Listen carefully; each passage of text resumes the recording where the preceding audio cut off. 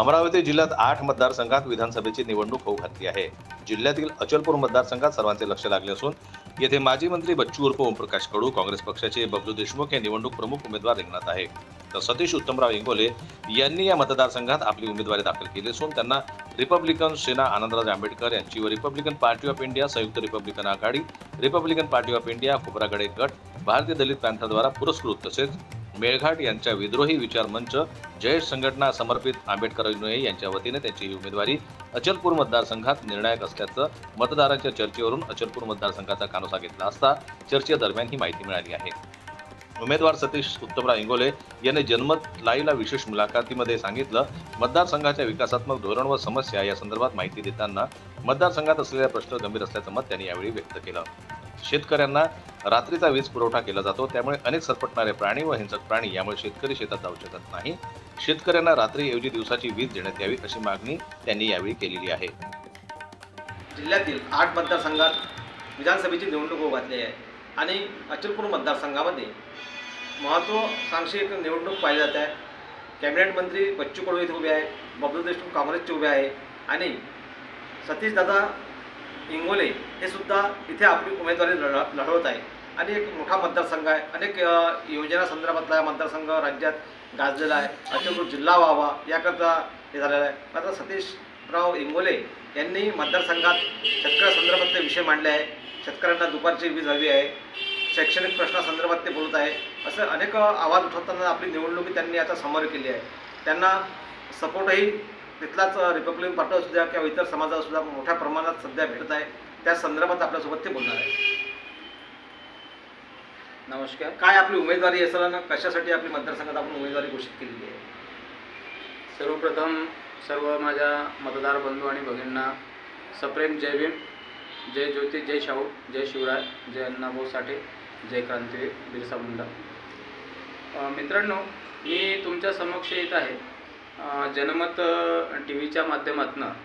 तर माझी उमेदवारीच मुळात समाजाच्या वतीने आणि एकंदरीत SC ST OBC minority SBC यांनी सर्वांच्या संविधानिक न्याय हक्कासाठी माझी उमेदवारी दाखल केलेली आहे। आता बऱ्याच लोकांचा जो आपला कल असतो तो वैयक्तिकरित्या कोण्या उमेदवाराकडे असेल, कोण्या पक्षाकडे असेल, मला याच्या संदर्भात काही बोलायचं नसून माझी उमेदवारी ही कोणाला पाडण्यासाठी घेतलेली का मी सुपारी नाही आहे किंवा माझी उमेदवारी कोणाला निवडून आणण्यासाठी ही काही ठेकेदारी नाही आहे। माझी उमेदवारी आहे आंबेडकरी चळवळीतील जे विखुरलेले कार्यकर्ते आहेत, विखुरलेला समाज आहे, नेते आहे, विखुरलेले पक्ष आहेत, विखुरलेली जनता आहे, या सर्वांना एकत्रित आणून SC ST OBC SBC minority या सर्व शोषित पीडित जनतेच्या संविधानिक न्याय हक्कासाठी त्यांना त्यांचे हक्क अधिकार उपलब्ध करून देण्यासाठी मी माझी उमेदवारी दाखल केलेली आहे।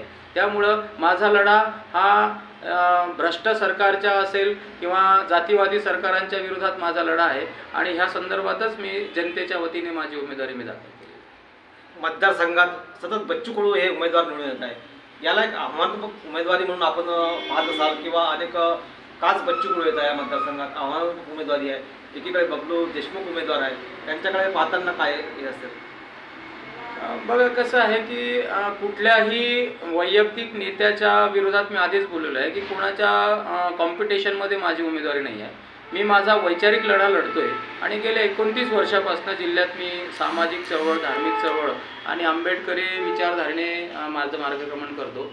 त्यामुळं माझा मुळात लढा आहे की बाबासाहेबांनी जे संविधानिक अधिकार दिले, जे बाबासाहेबांनी सगळ्या जनतेसाठी, सर्व समाजासाठी, सगळ्या जाती धर्मासाठी जो लढा उभा केला, त्या लढ्याला जिवंत ठेवण्यासाठी किमान अमरावती जिल्ह्यात वैचारिक लढा लढतोय आणि गेल्या 29 वर्षापासून जिल्ह्यात मी सामाजिक चळवळ, धार्मिक चळवळ आणि आंबेडकरी विचारधारेने माझं मार्गक्रमण करतो।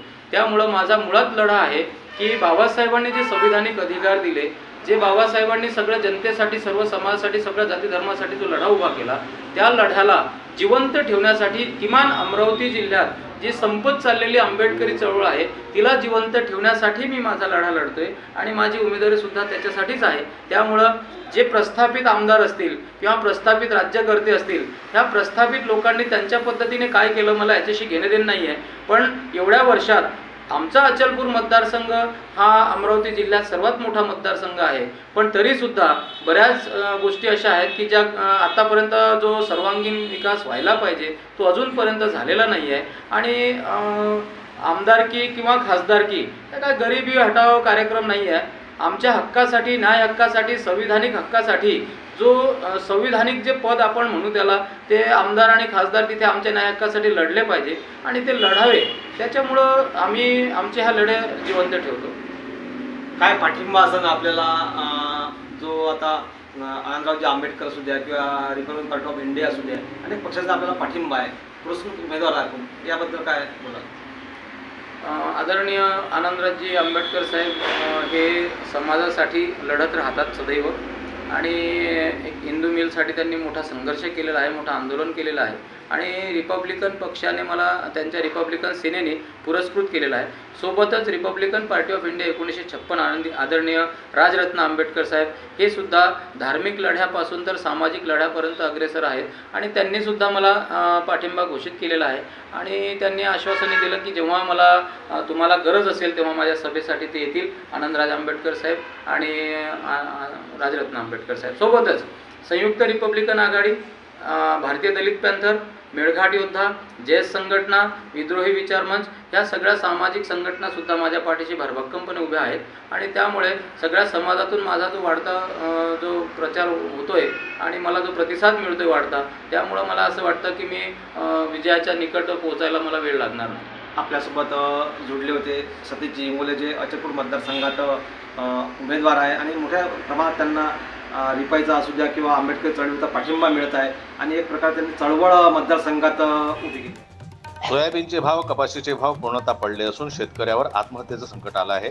तेलाचे भाव 150 रुपये किलोच्या आसपास गेले असून सोयाबीनला मात्र 2 ते 3 हजार रुपये सध्या बाजारभाव आहे. शेतकऱ्याची थट्टा सुरू आहे, अशा प्रकारचा त्याने जनमतला माहिती दिली. त्यांनी या संदर्भात मतदारांना आपला जाहीरनामा व्यक्त दिलेला आहे.